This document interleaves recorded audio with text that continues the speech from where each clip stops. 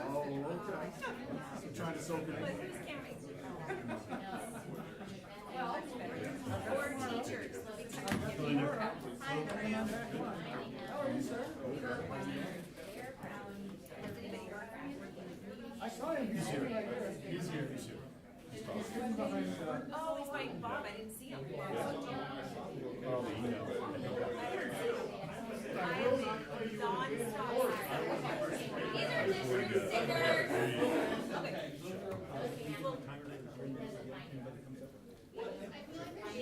One of them was Peter's. You should just email it actually, it was registration made a small mistake. Yeah, they failed to. It favored them. I left Mom a long message last night. She never called. Allison talked to Dad today. Dad referenced. Now take your daughter back to St. Louis tomorrow. And then high school, I talked to you last night. They're gonna. She'll be a junior. Mom, Dad, and the child. And then Everybody else going back tomorrow. We're taking our dance around too. Crazy. But don't get me wrong, I'm ready for her to get out. Yeah, I know. you're very emotional. Changes I'm making mine pack on their own. place you don't know. Filling cars as we speak. Well, mine isn't bad on mine. There are some bags together. I'm like, you don't take it, you don't get it. I'm not going for you. Sorry. She comes, she has a car at school, like fall break, winter break, so she kind of transitions stuff throughout the year. Well, we talked about that too. She doesn't have a car, but Move it. I don't want to go pick It is her up. now 6:02. We will now stand for the pledge. I pledge allegiance to the flag of the United States of America and to the republic for which it stands, one nation, under God, indivisible, with liberty and justice for all.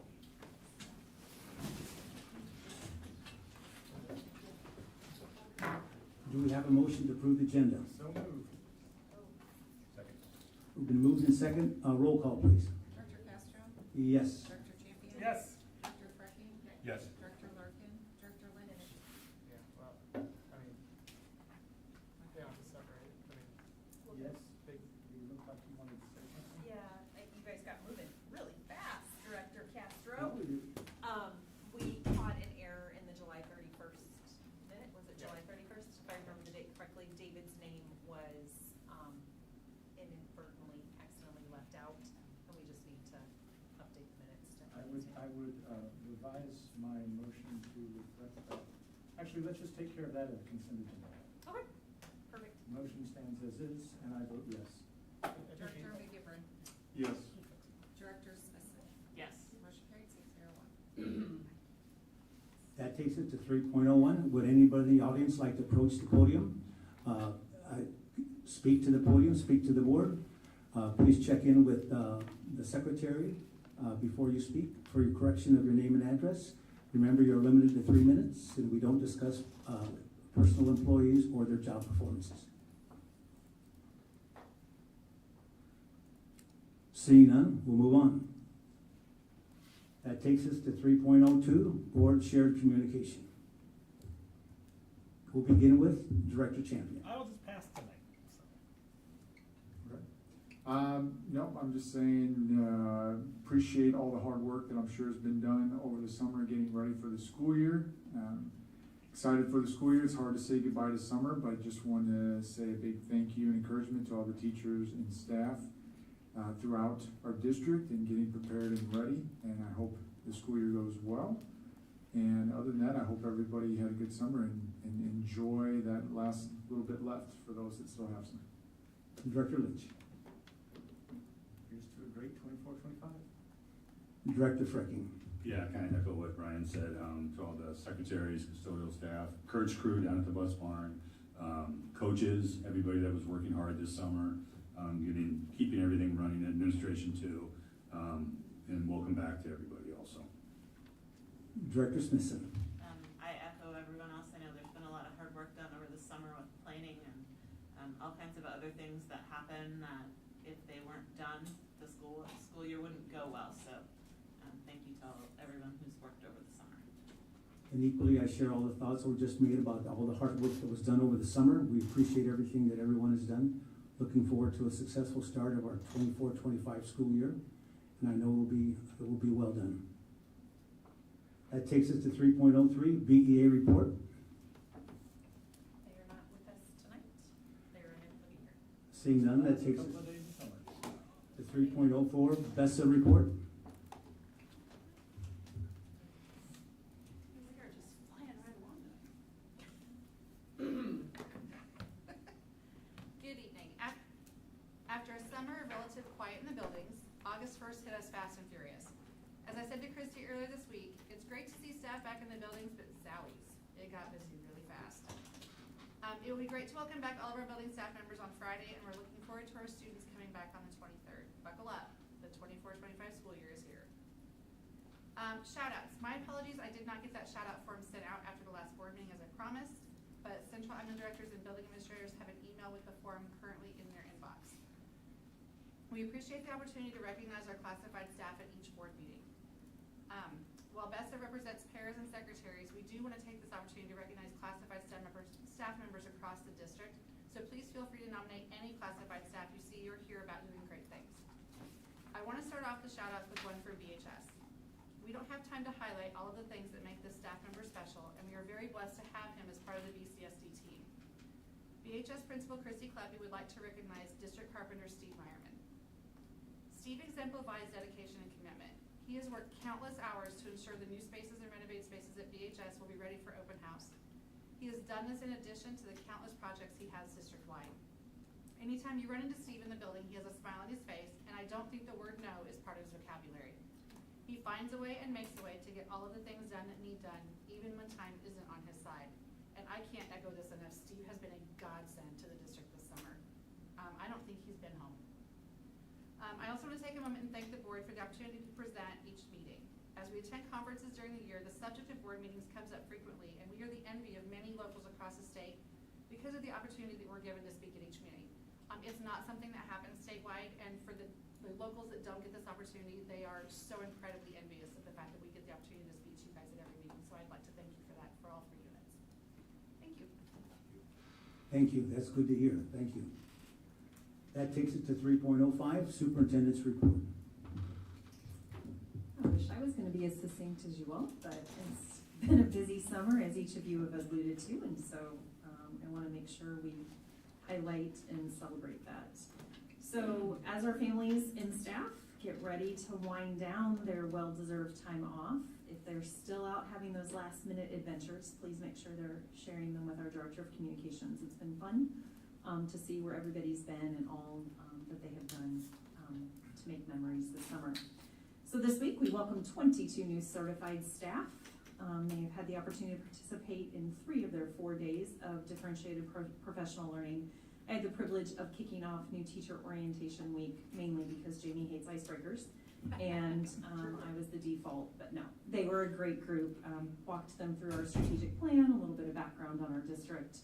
I will tell you they are an extremely energetic group of individuals with varied experience. Some brand new, never having been in a school district before or teaching, they just came out of college, to one member joining our team who's been in another district locally, but chose to leave because this was her dream job after being with that district for 30 years. And we are so excited to have her on our team. So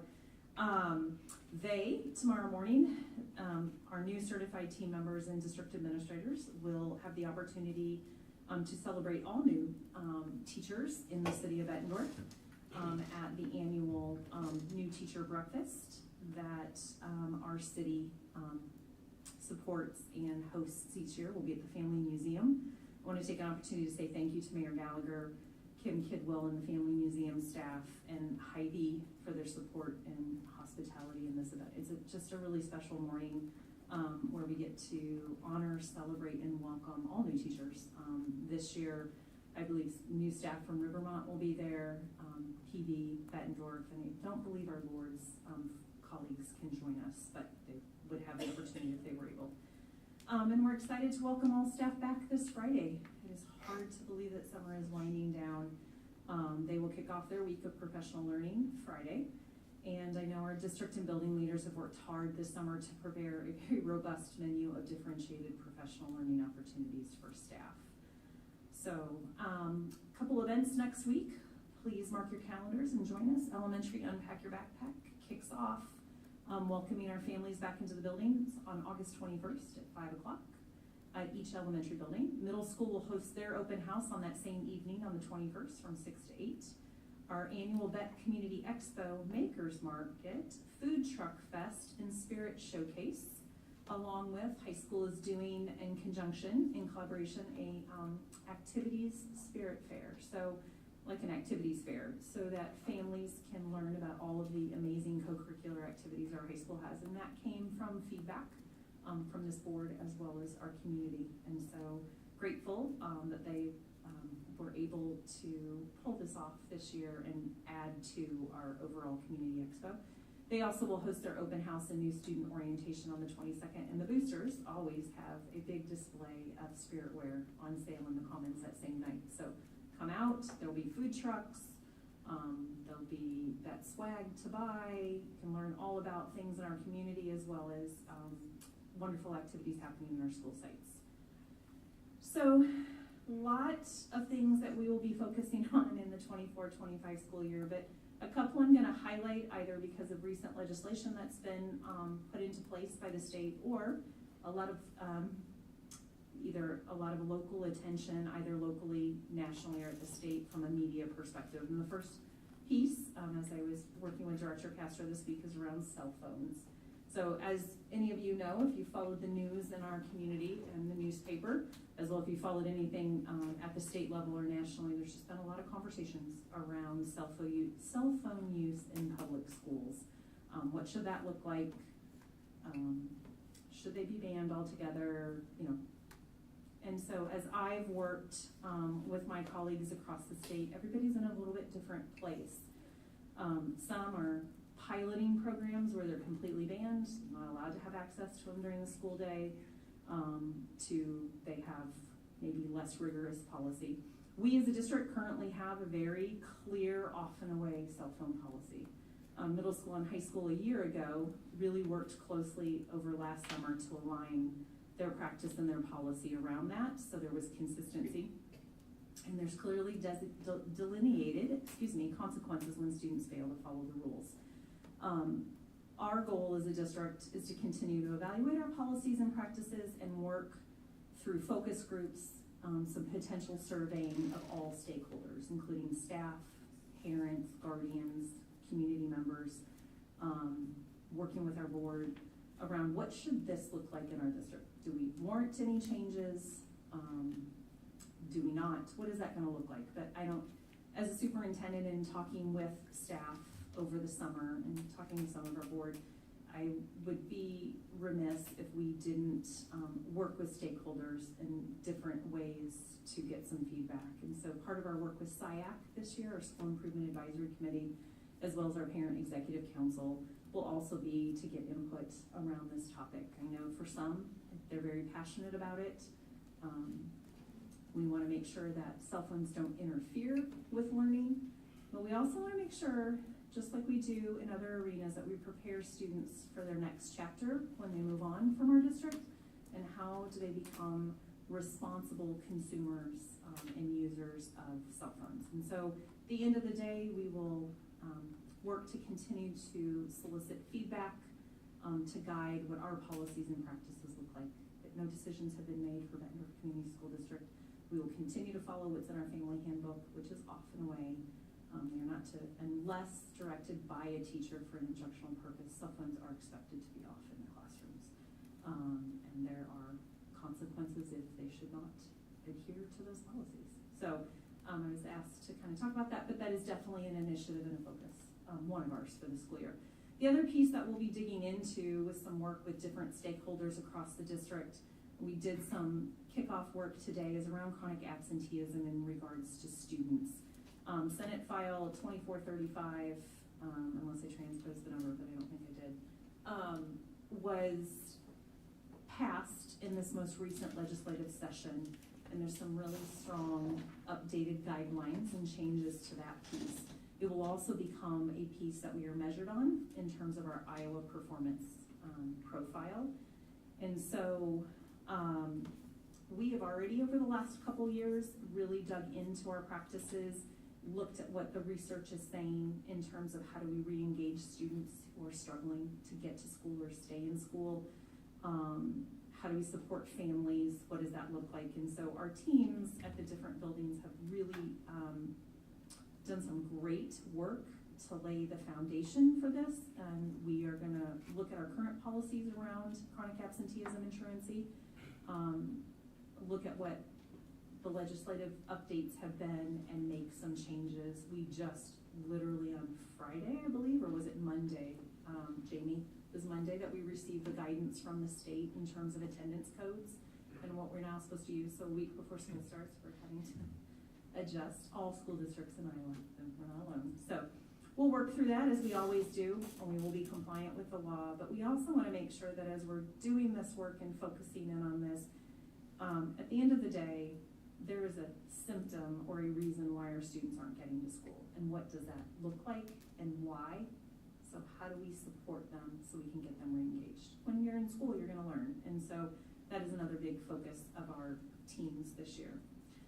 Miley and I had an opportunity today to meet with our 3 union presidents off-site. It was a lovely conversation, a great way just to kind of ground the start of a new school year, talk about some training and learning that we're all gonna go through, district and the teams of our 3 unions around interest-based problem solving. So we're excited about that. We also just talked about what the upcoming year is gonna look like, how we're gonna work together, how we're gonna support each other, and support all staff across the district so they feel supported in the work that they do. So I appreciate Emily's, Melissa's, and Stephanie's time that they took away from their desks, and Emily from vacation, to come meet with us and have soda and just spend some time together.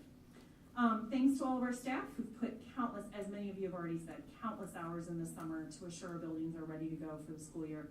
Not only was there deep cleaning to do, but we've done quite a bit of small construction projects. Kurt will highlight those in September, but we've done everything from take locker bays out and build new classrooms, to create additional social, emotional, behavioral health spaces for our students in all of our buildings, to cleaning out storage and workrooms and creating new places for students to work with teachers and for teachers to collaborate in collaborative spaces for teachers.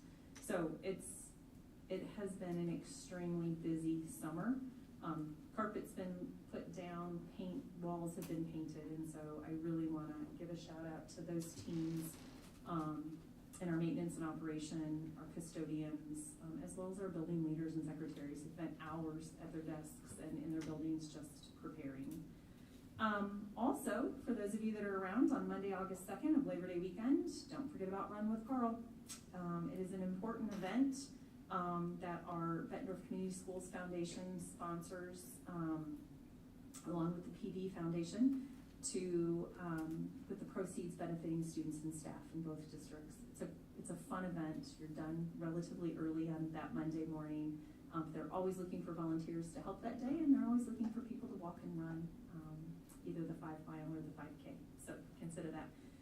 And then a shameless plug for myself and my three local superintendent colleagues on the Iowa side. I was voluntold that I get to rappel off the side of the Hotel Blackhawk in downtown Davenport. I'm not quite sure I knew what I was signing up for.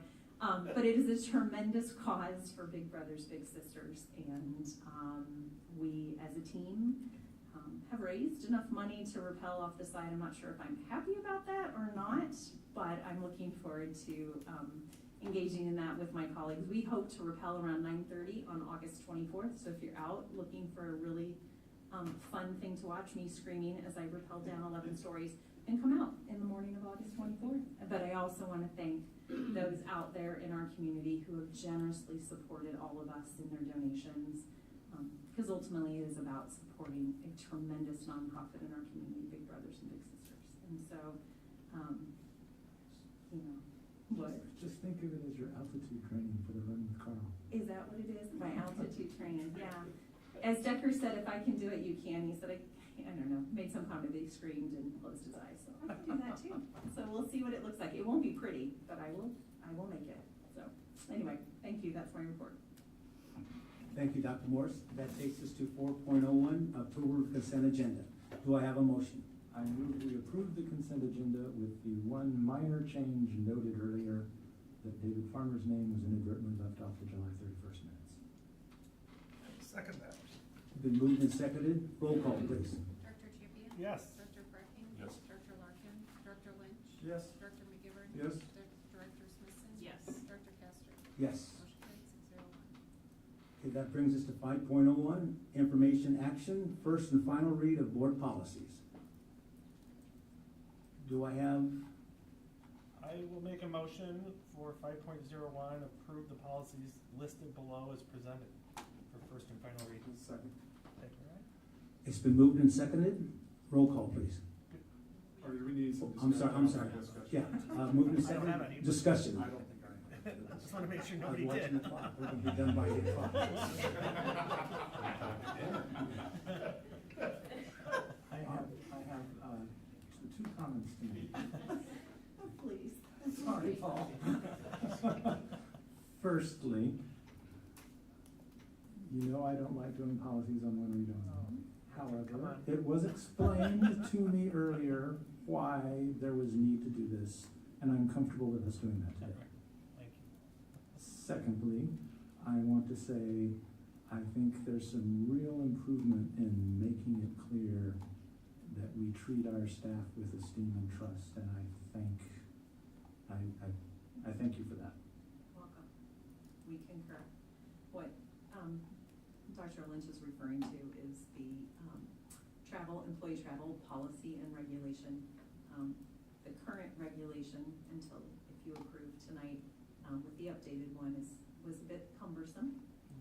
There were reasons in the past for that, but as in my short time here, we've worked with staff and I have seen nothing but the utmost respect for the process of travel in terms of getting the appropriate approvals, making, very professional decisions and being mindful of the dollars that are spent, and privileges of us getting to go and learn from others at conferences or other business-related meetings and events. And so, in working with many of you at this table and previous board members, it was important that we find a way to create guidelines and expectations, but also respect at the same time our staff and their professionalism. So I appreciate the support and the input that I've received from several of you as we work to streamline and update this regulation and this policy. So thank you.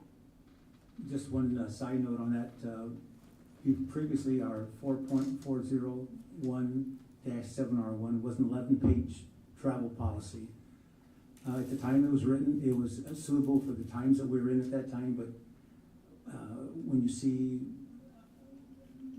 the need maybe that no longer is there in the streamlining of it, that Dr. Morris has done, I think it was a welcome change. Thank you. Appreciate that. Roll call, please. Director Fracking? Yes. Director Larkin? Director Lynch? Yes. Director McGivern? Yes. Director Smithson? Yes. Director Castro? Yes. Director Champion? Yes. Motion carried 601. That brings us to 5.02, 2024 legislative priorities. I'll make a motion to approve the 2024-2025 legislative priorities as presented. Do we have a second? Yes. Second? Discussion, any discussion? Is there a reason under where it says school choice and educational savings accounts that we did not make a statement that our tax dollars should be That's a good question. Is that- spent on public schools? Because all it says is align ESA application submission date. It would seem to me that with the amount of change that brings and the amount of money that is taking away from our public schools, that one of our priorities should be that we keep public money with public schools. Absolutely. And it's not on there, so I'm just How- not sure why. What would you propose for that verbiage? Because we can update it and, Yeah, Good catch, Linda, I did not see it. yeah, that was the one that stood out to me. I'm fine with everything else. I just feel like we need to say that, I mean, we're It's sending. passive about it, you know. Yeah, we're sending a lot of money to private schools right now that is taking away from our budget. And so I don't know exactly how to say that, but that, I guess I would have to think about it, but I think that we should add something in there. I think just saying, okay, well, they just have to have the submission date is fine, but that's great and everything, but the amount of money that's going to private schools that's taking away from our budgets is a huge amount. And I think that we need to, as a public school district, make that choice to say something. thoughts from the board? Any other thoughts regarding these priorities? I think it was pretty vocal. I think Linda caught something, and I think it's important. I think it's passive on the point that the importance is beyond this March 1st open enrollment date. The importance is that, in my mind, it shouldn't be occurring to begin with. But Yeah. Maybe and they're not gonna renumber, switch like, them.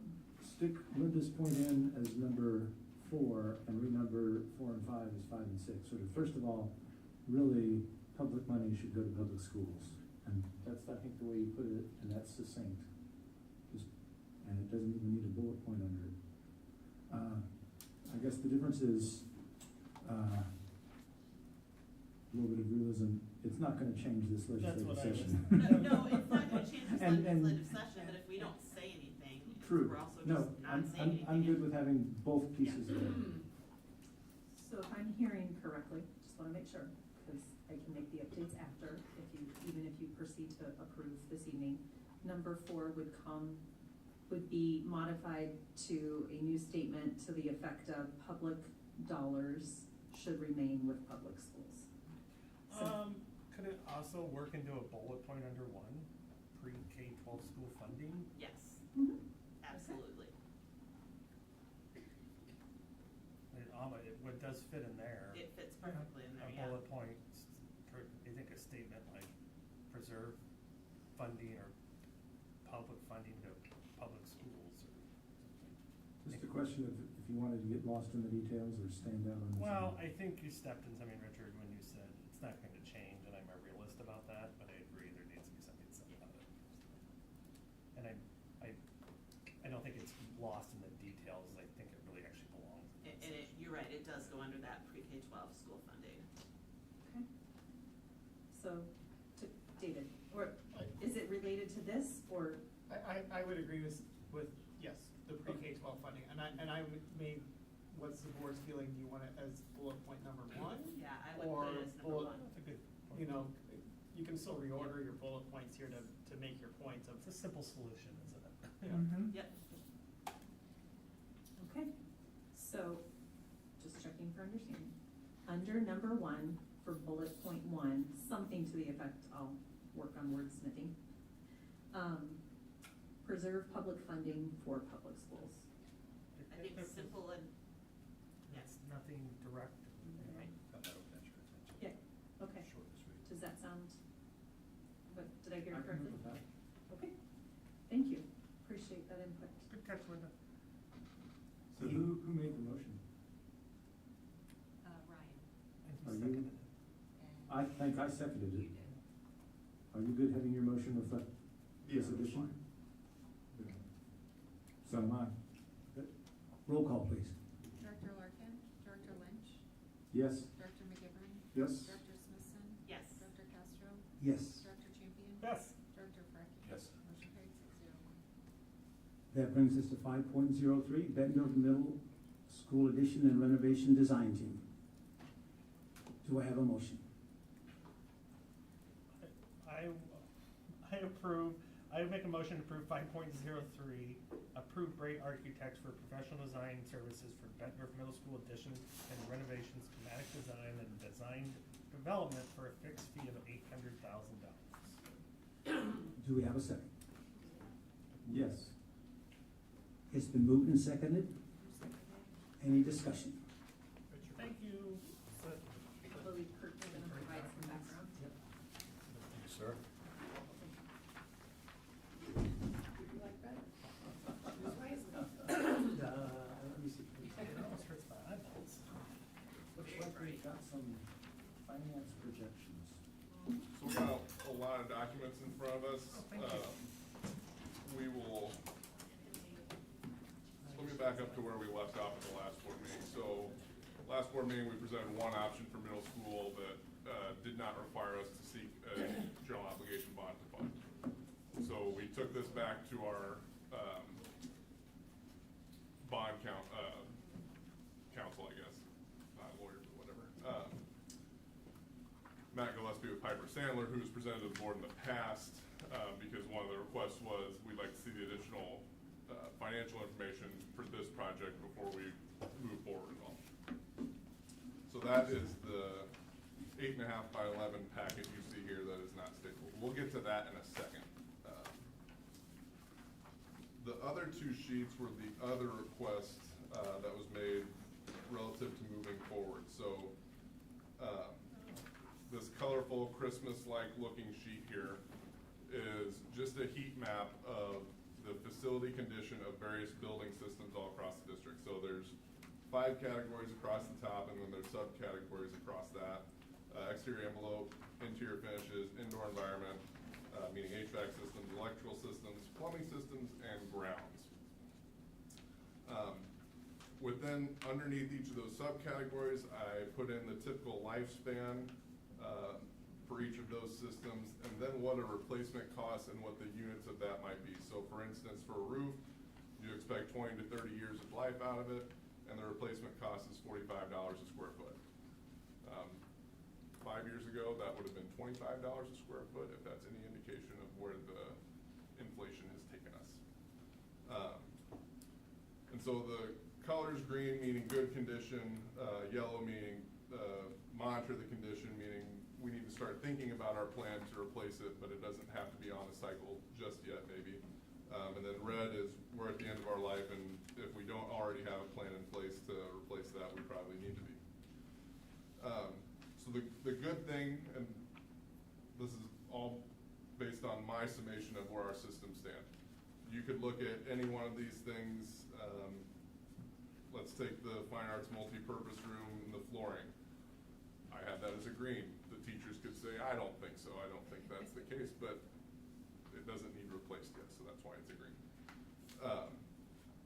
And so you can see the bulk of our, at the end of its useful life is at the middle school. And I don't think that should shock anyone, right? That's not news to anyone based on any of our discussions for the past few years.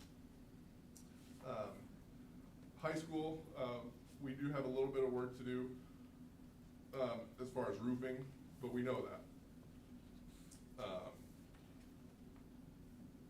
The other one that probably needs some more attention is Hoover, as far as updating some things in the original building from a system standpoint, right? So our boilers are getting to an age. We will have a project upcoming next summer to replace the chiller. The classroom units are getting beyond their useful life, so that's why those 2 red boxes in the middle there of the 3, and that goes along with the HVAC controls. So does anybody have any questions? I mean, I could talk about every box on this thing if you really wanted me to, but I'd like to honor Director Castro's 8 o'clock request. Anybody have any questions specific to this document? Oh, that's neat. Very interesting. So Celeste, you want to go to this one? Yep. Sorry, I could have said that. Just a quick little question while she's changing. Yep, go ahead.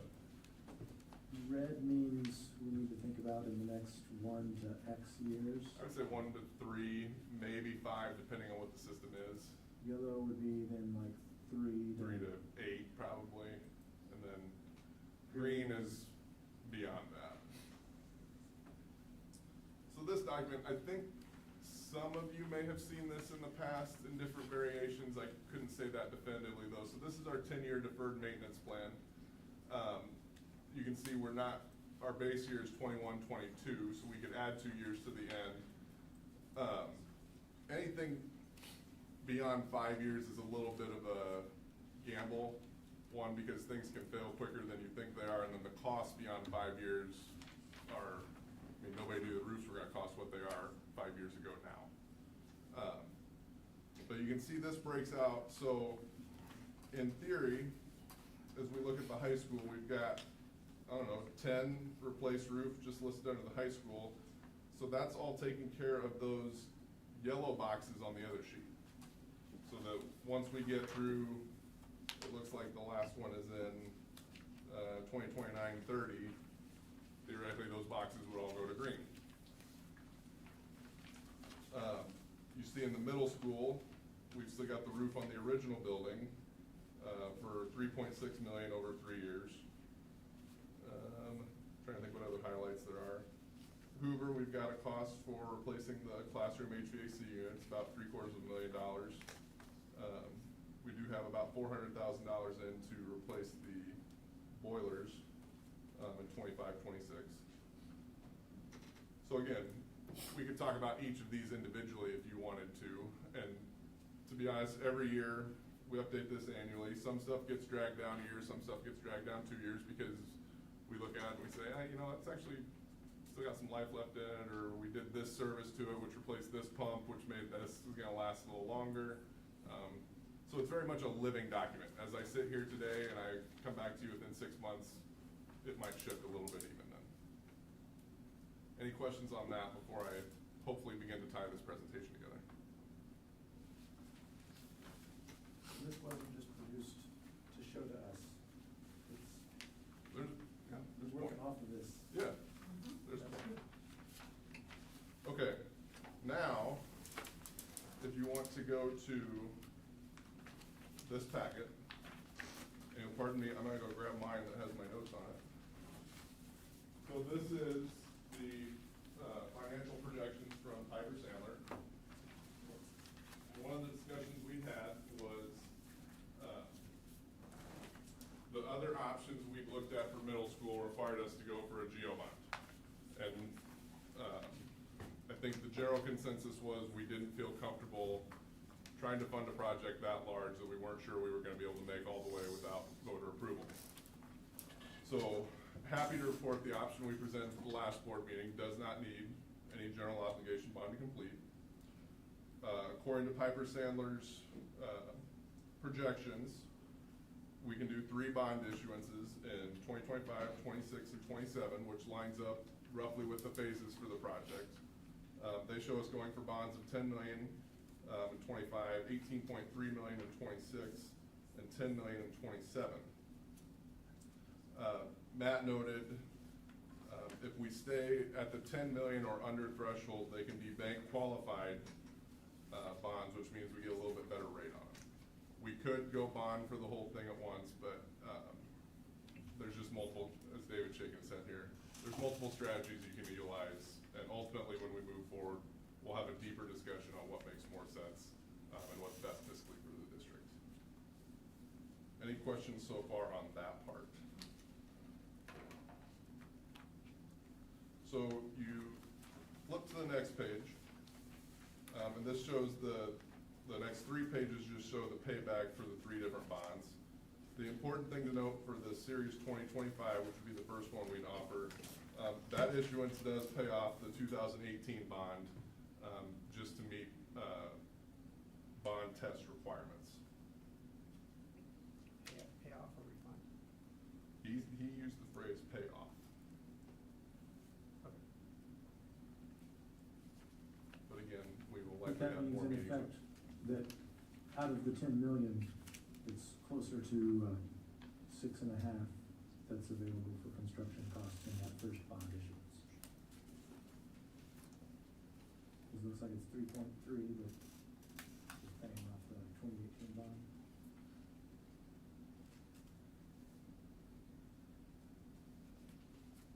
Right, but.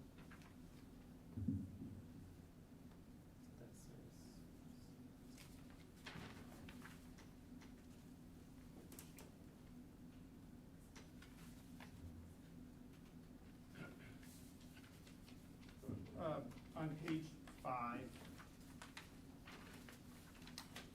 roughly 8.8 million coming in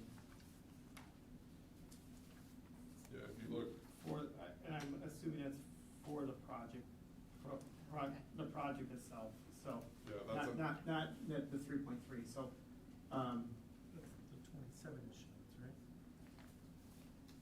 No, up at the top, 8.8. Yeah, that's sort of the over, 5 is the beginning of the, yeah, March is. all one. 3 combined payoff schedule, the sort of cash flow schedule. yeah, if you look at the bottom of the series 2025, it's highlighted project funds available about 8.8 million. Yeah. He's probably, he had a premium on it, I think.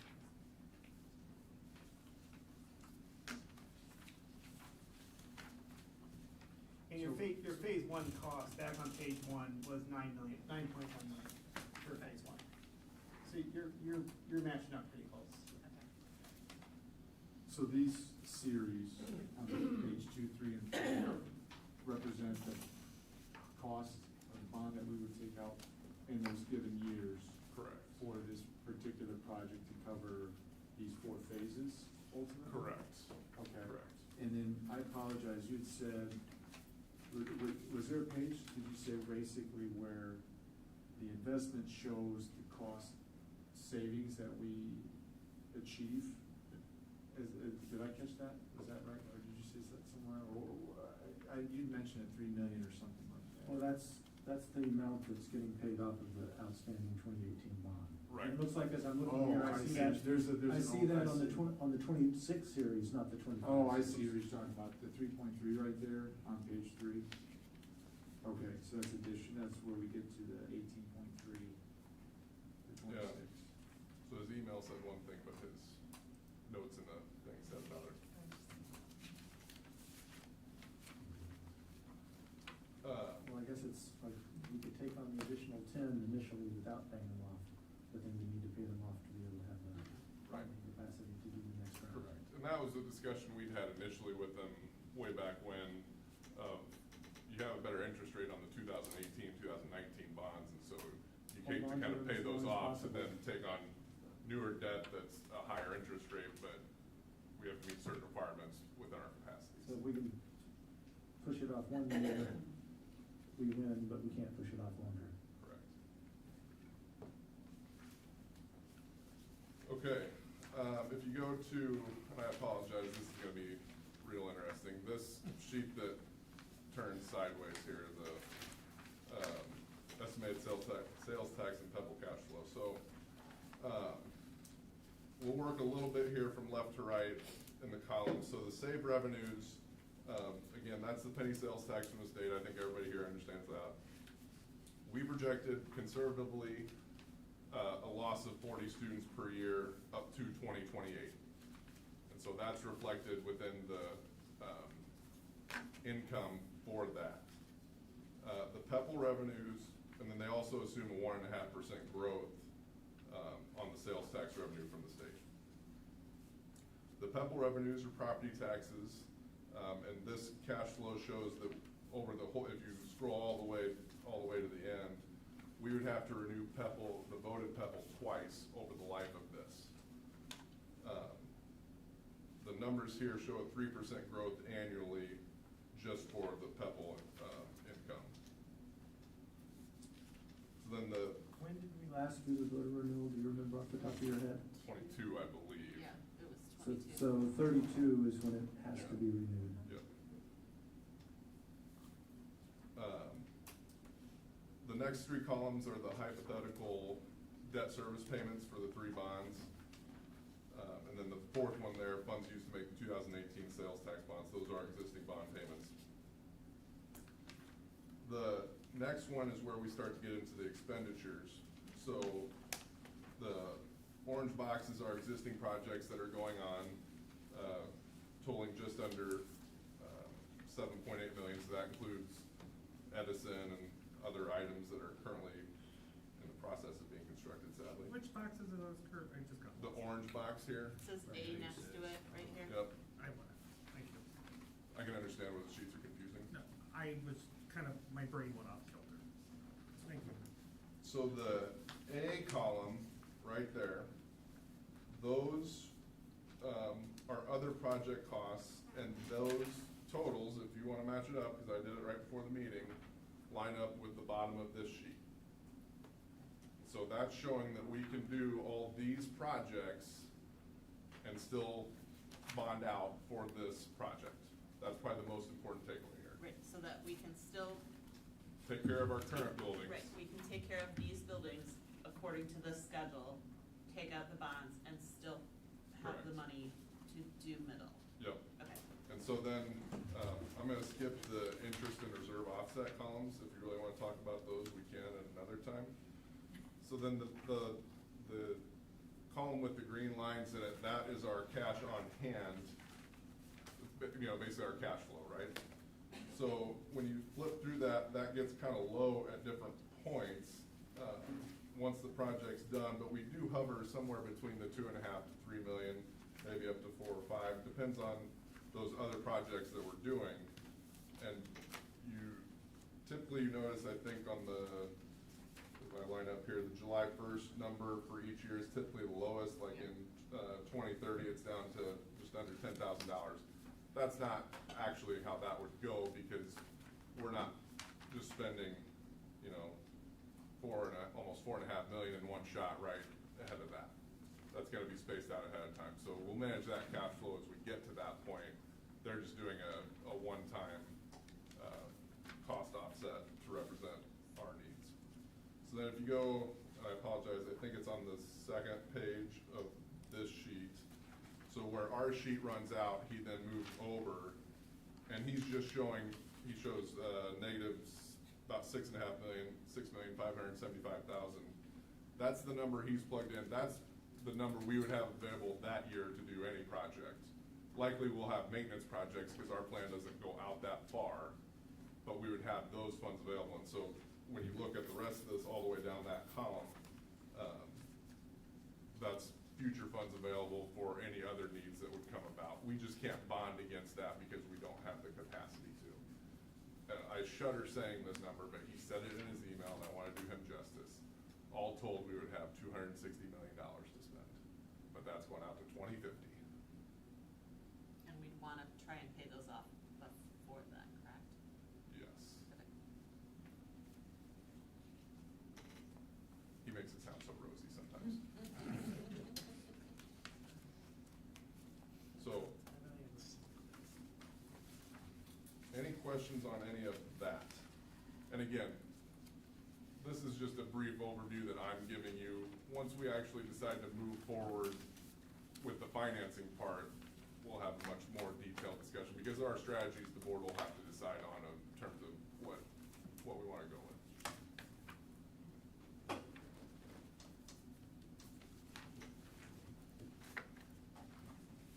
Any questions? It's very straightforward. I like your, this document says, it's been around. This one I really like. It's interesting to just see where the critical masses are. Middle school has a lot of red on it. Yeah.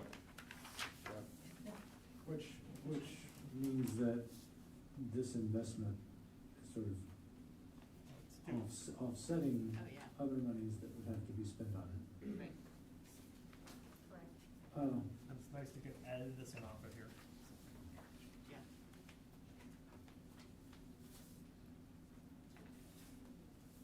So, the motion on the table is to approve Gray. Yep. So, having such a large multi-phase project in front of you, it's kind of one of those things of how you start to eat the elephant first, right? In talking with Matt Wolpert, who I believe might even be watching this on YouTube, we came to the conclusion, so we hired Bray to do what's called a concept design. So basically you just kind of get your big ideas out and you settle on which big idea you're gonna go with. So the next step would be schematic design, design development. And we're recommending doing that for all phases all at once. So schematic design, you know all the rooms you need and the sizes, and you know all the general placements of where those rooms are gonna go. Design development, you have all your doors and walls in place. You have a rough idea of what the building's gonna look like. And then from there, we would figure out what exactly phase one looks like. I mean, we have a pretty good idea now, but a more refined idea.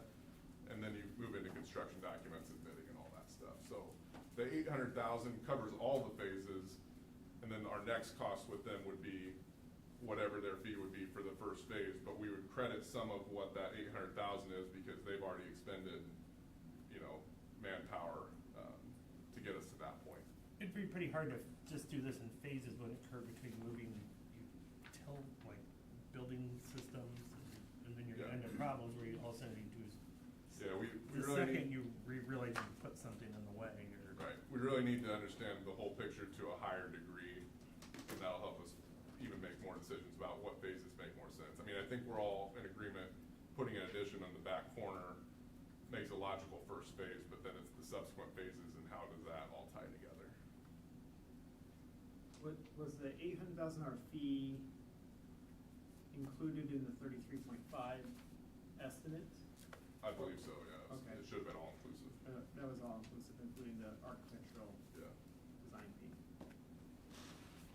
It's roughly 2.3% when I did some back calculator math here, which is very reasonable for a project this size, compared to some other projects I've personally been involved with. But you're not going full service yet. Okay. I mean, your So clarify. final fee ought to be probably between 4 and 6. Yep. And even 4 and 6 is, when you get above 6, that's when I get worried. And this is for services as of now. We've already paid them for the work they've done getting us to this point. Correct, yeah. So this is to go from here to. The next phase, you know, more detail. Beyond, we're ready to break ground. Yeah, But not all the way home. yeah. Kurt, just off the top of your head, what was the cost to us for that first phase that Richard just pointed to? The conceptual design, I'd have to look in the system. It was in the ballpark of between 80 and 120,000. I'd have to look.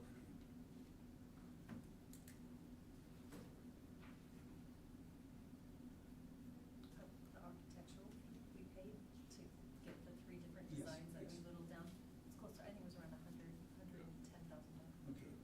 But yeah, He I'd have was to right, look. yeah, he was. Yeah, I'd have to look back too.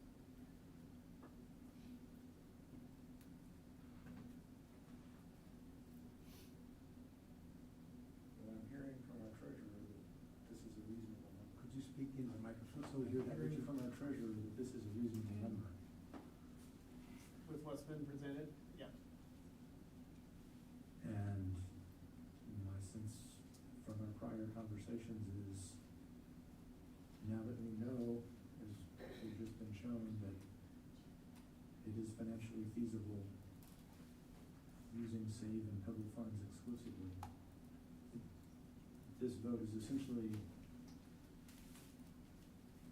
committing to the journey. Well, yes, I would say there are still back out points. As we, I always, part of my role is to always try to protect the district and make sure we're moving forward, but not committing too much at once. Yeah, so that's a good point, because that comes to mind. I mean, there are off-ramping in the Yeah. event that something Correct. turns left, or we run into something where it's like, well, wait a minute, now this is gonna become X, Y, and Z. I'm sorry, yeah, I mean, you see those then, you have those kind of Yeah, so milestoned out that's to the- say, here's our certain gateways, and once we go past this, this is our, maybe we have an you thinking through those types of things. Yep, so that's the nice thing about not trying to commit to the whole $34 million Right. all at once, right? Right. We've got 3 or 4 phases. After each phase, we're gonna evaluate, did that meet our needs? Have our needs changed? I mean, that's the nice thing about having a 5 to 7 year long project in multiple phases and not committing to everything all at once is you do have those opportunities to shift if you need to. Okay. I mean, I think we have a good plan at its base that will yield very good results, but we will have a lot of decisions to make as we move through it of what does this look like?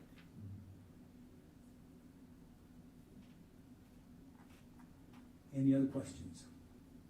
Thank you for all the work on this, Kurt. Thank you, Kurt. That was very, very thorough. Thank you. Seeing no further questions, roll call, please. Director Lynch, Yes. Director McGivern, Yes. Director Smithson, Yes. Director Castro, Yes. Director Champion. Yes. Director Franklin. Yes. Director Larkin, motion carried 601. Thank you. That brings us to 5.04, Bettendorf High School 2025 commencement. Dr. Morse. Absolutely. So if you recall, back in late winter, early spring, this came forward as more people in our community, our district approached us about would our district ever consider relocating commencement ceremonies to the Vibrant like all the other local colleges, community colleges, school districts on the Iowa and Illinois side. So the discussion by the board was for the year we just ended, we would keep it where it was, but to work to see if they had a spot for us at the Vibrant and then to survey our families and get their input. So that was done. High school team worked to put a form out to parents, guardians, and rising seniors, meaning students who would be the class of 2025. That went out at the end of the school year. We had 354 responses, which we're looking at what is the estimated size of the senior class this year? Remind me again, it's around 350, isn't it? Yeah. So we had an excellent return rate in terms of surveys, right? You want to get 20%, we were over 20%, which is great. And that's what we wanted. We wanted to make sure that voices were heard and input was received. So in working with the high school team, like I said, 354 people responded, and their choice that they had was to remain on the Sunday of Memorial Day here in our Bettendorf High School Gymnasium at 1 o'clock. Or the date available at Vibrant was the Saturday following Memorial Day weekend, which would be May 31st of 2025 at 7:30 p.m. We would share a day with, I believe United Township goes first in the morning. No, sorry, I always mix it up. Rock Island goes first. United Township would be the middle of the day, and we round out the events.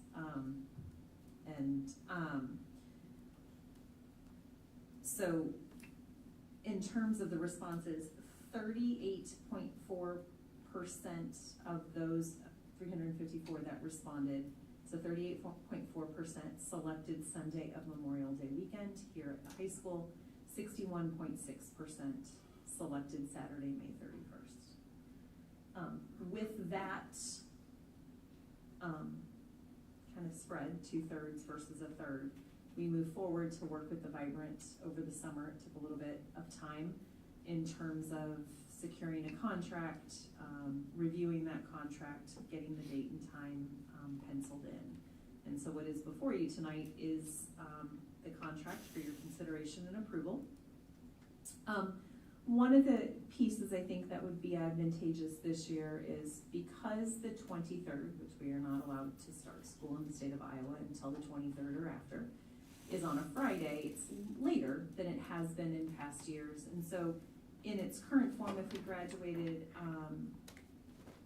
on May 31st, seniors would almost get out 2 weeks in advance of, because they're historically always finish the Wednesday going into graduation weekend. And I'm gonna look at the high school team to make sure I don't transpose dates and days. Well, in this year's calendar, all of our other students in the district end on Wednesday, June 5th, so it's literally 2 weeks ahead of time. And so, for those classes that have seniors and juniors, or seniors, juniors, and sophomores, it just creates, for teachers, a little more complexity around how do I end the year to make sure seniors get a chance to get their finals done. We get grades in, we determine that official graduation list, and then, but keep learning and teaching and traditional finals in line. With this little bit later graduation date or a week later, that affords our seniors an opportunity to go to school another week and finish on Wednesday of the following week, which I don't have that date memorized. If I work backwards, 29, like around the 28th, I think it is, Wednesday the 28th. Just gives them more opportunity to get their final learning in, and get everything taken care of.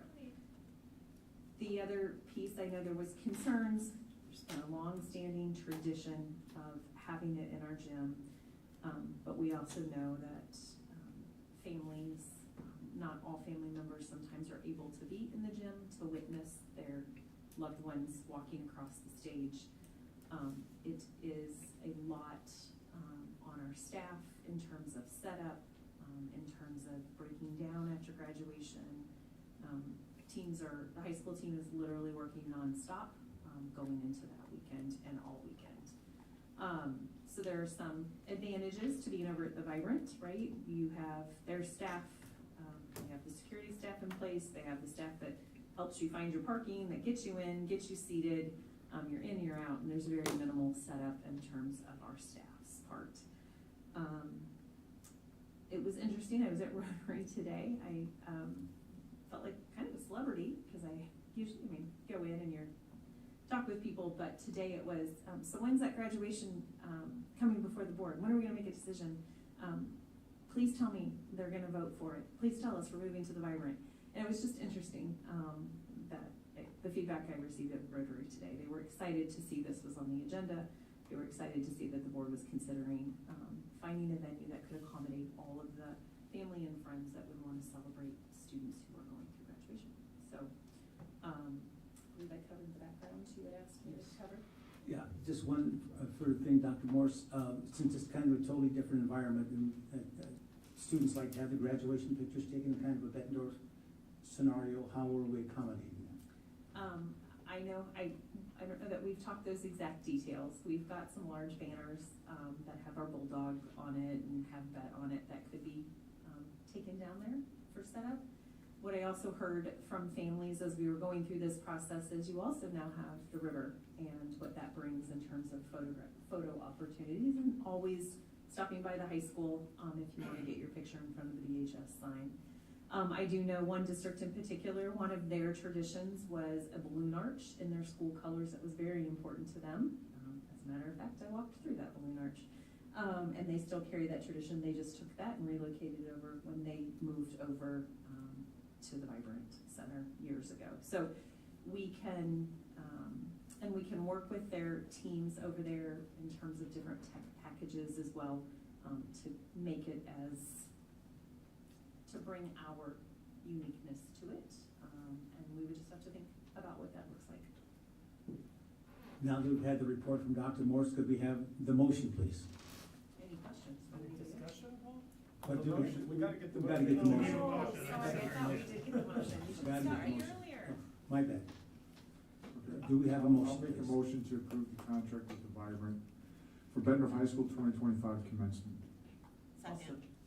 Linda got it, I think. She was the quick draw over there. Any discussion? I do have a question for you that I didn't get to ask you earlier.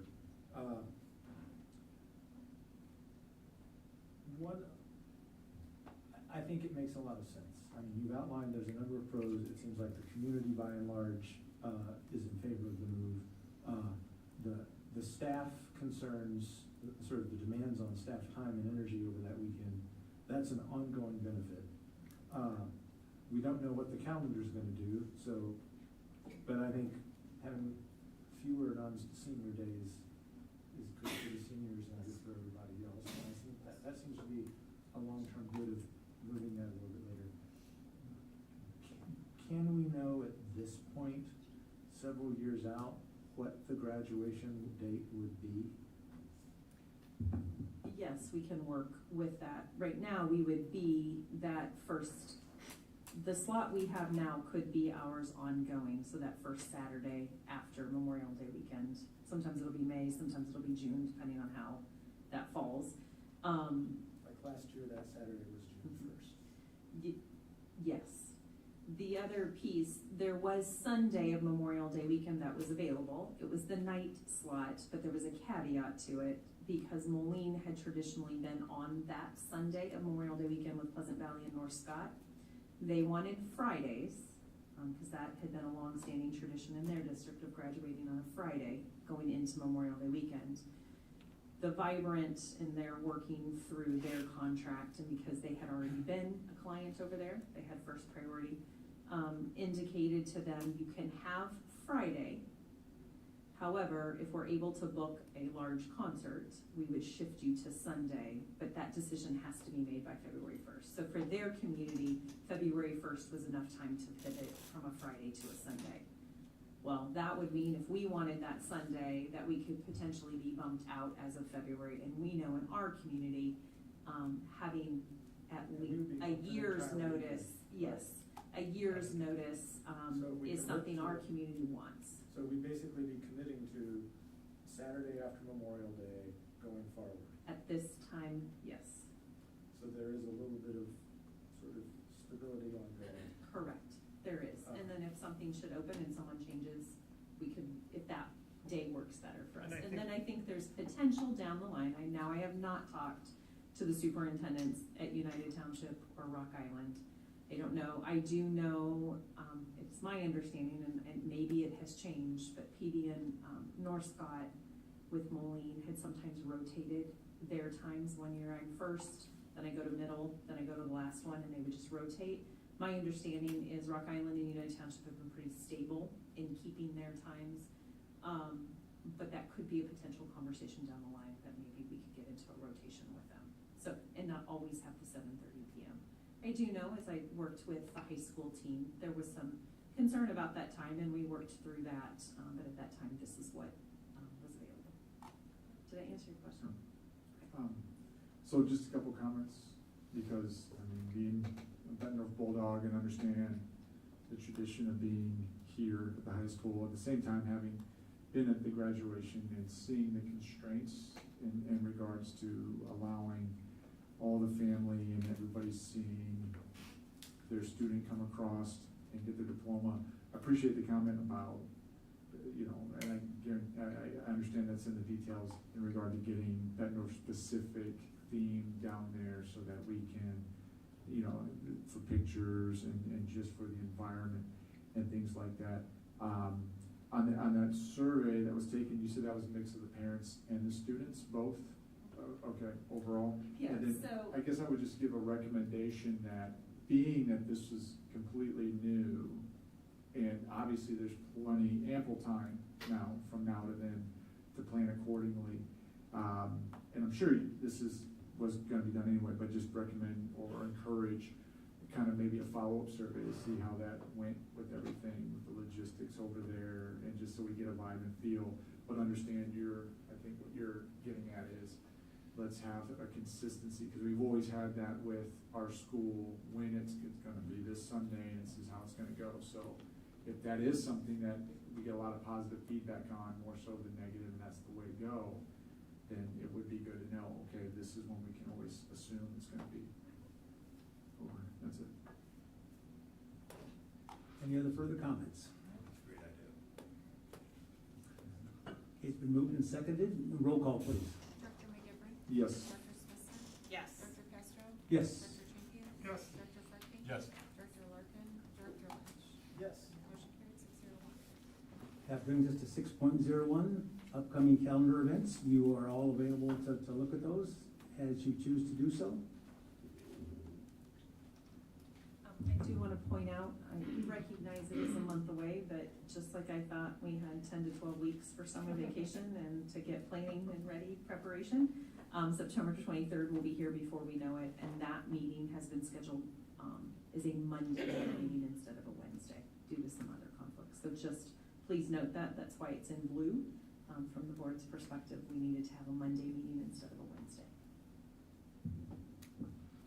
That now brings us to 7.01, motion to enter into closed session. Do we need a break before we go into this session, or do we do the motion first? Why don't we do the motion and then we can take our. Okay. I move the board go into closed session under Iowa Code Section 21.5, Sub 1, Sub I, to evaluate the professional competency of individuals whose appointment, hiring, performance, or discharge is being considered when necessary to prevent needless and irreparable injury to the individual's reputations and the individual's request for closed session. Second. It's moved and seconded. Roll call, please. Director Smithson? Yes. Director Castro? Yes. Director Champion? Yes. Director Furky?